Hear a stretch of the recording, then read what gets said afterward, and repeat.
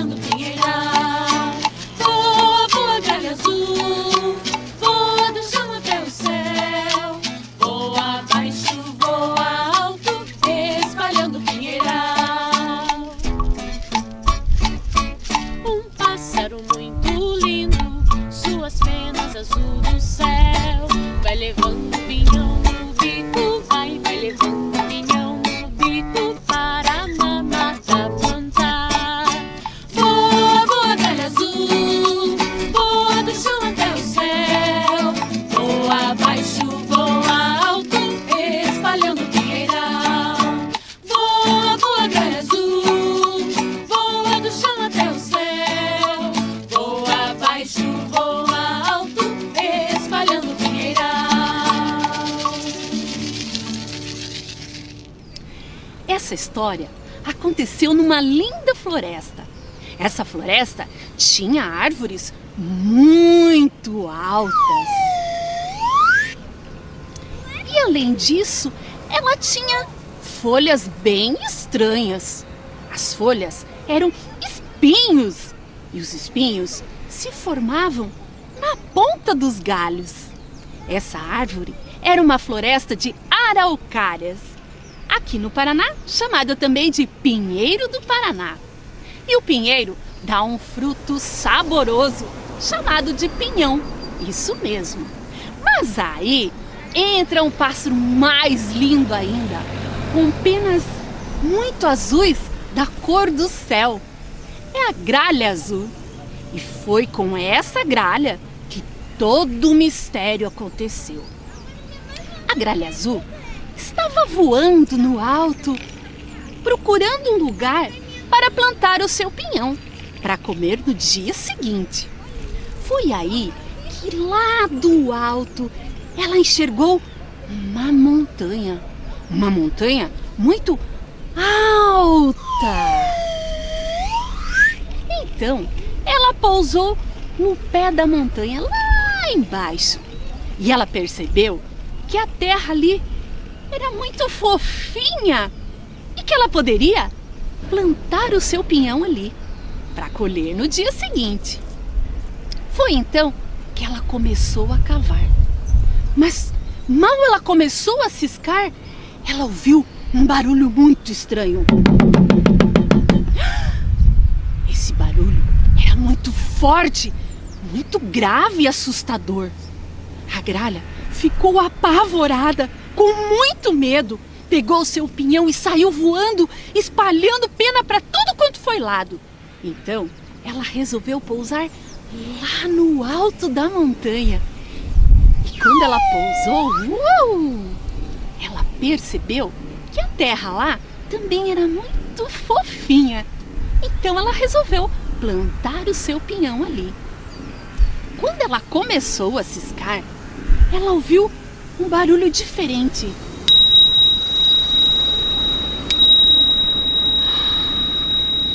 Ela levou um susto, porém não ficou com medo, porque aquele som era um som muito agradável, muito celestial, muito agudo. Ai, ela ficou tão entusiasmada com aquele som que ela saiu correndo, voando, para reunir os outros pássaros da floresta e contar aquela novidade tão linda. Quando ela chegou, toda esbaforida, já foi logo contando o que tinha acontecido. O papagaio, que era sempre o mais apavorado, já foi logo falando: "Que horror! Que horror! Que horror!" Ainda bem que chegou o Bem-te-vi. O Bem-te-vi foi logo acalmando a amiga. Falou: "Calma, dona Gralha, calma. Respire fundo e se acalme para nos contar essa linda história, pois bem te vi que você estava assustada." Então a Gralha respirou fundo, se acalmou e começou a contar. Os pássaros logo ficaram assustados, mas chegou o Sabiá.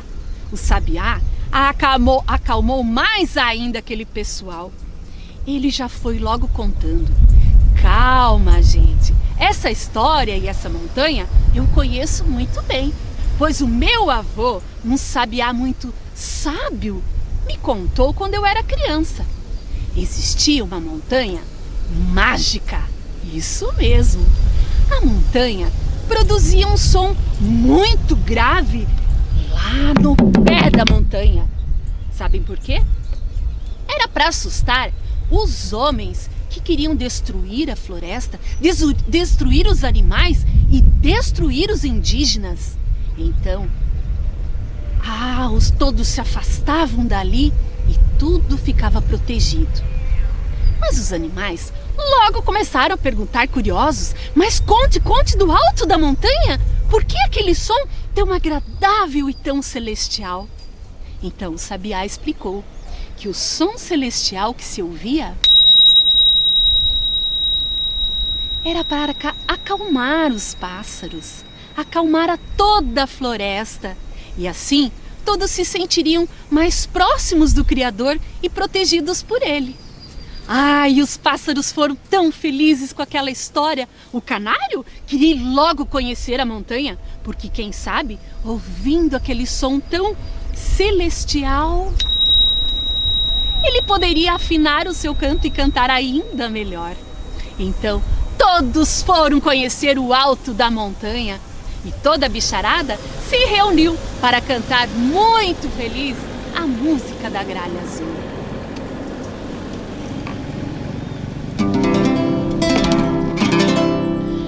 Vem ver, vem conhecer minha cidade sorriso, terra dos pinheirais. Vem ver, vem conhecer as mil e uma belezas, um paraíso no sul, onde nasceu a gralha azul, onde nasceu a gralha azul, onde nasceu a gralha azul, onde nasceu a gralha azul. O pinheiro da pinha, a pinha dá o pinhão. O pinheiro da pinha, a pinha dá o pinhão. Gralha azul leva no bico, vai fazer a plantação. Gralha azul leva no bico, vai fazer a plantação. Voa, voa, gralha azul, gralha azul. Voa, voa, gralha azul, gralha azul, gralha azul. Tu és pequenina, mas é grande o seu valor. És paranaense, bichinho, és bom trabalhador. És paranaense, bichinho, és bom trabalhador. Voa, voa, gralha azul, gralha azul.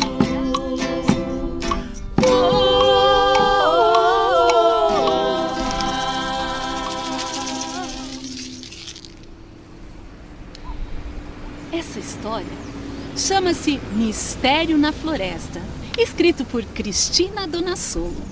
A música Gralha Azul é uma famosa música do Paraná de Inami Custódio Pinto. Bom, gente, olá! É um prazer estar com vocês. Bom, o Teatro a Bordo ele é um projeto que já existe há 12 anos.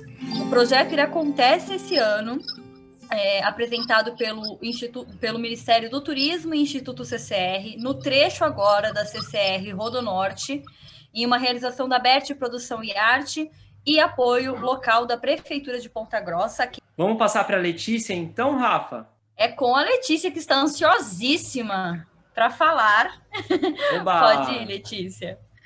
Então, primeiro eu agradeço o convite, né, de a gente poder falar um pouquinho para vocês sobre a nossa cidade, né? Então, com vocês, Ponta Grossa, a princesa dos Campos Gerais. Tudo começou com o tropeirismo.